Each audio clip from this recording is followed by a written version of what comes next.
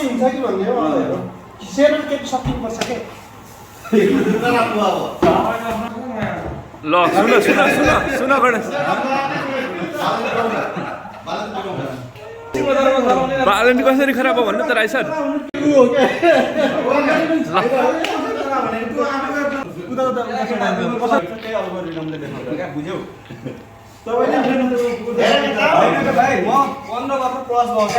सक्रिय भएको बुझ्यौ मैले पो यहाँ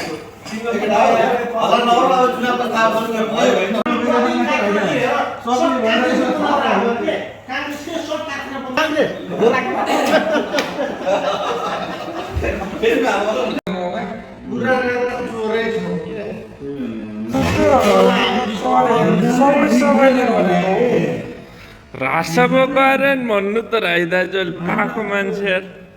एमालेको तिनीहरू भ्रष्टाचार प्रधानमन्त्रीले भन्ने रासो भनेको नि ठगहरूको झुन्ड हो क्या एउटा त्यो चाहिँ हो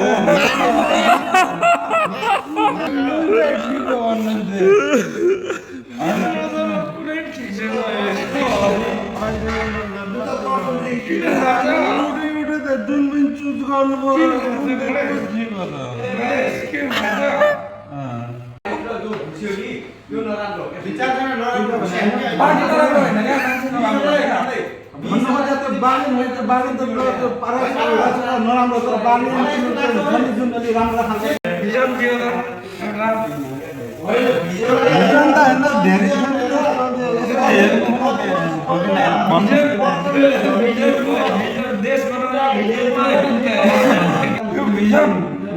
अर्कै भन्नु नि दाजु हर्के राम्रो हो त्यसपछि बालेन राम्रो भन्ने म सबैलाई राम्रो भन्दिनँ तर कम्पेरिजन हो क्या कम्पेरिजन गर्दा चाहिँ हर्क राम्रो हो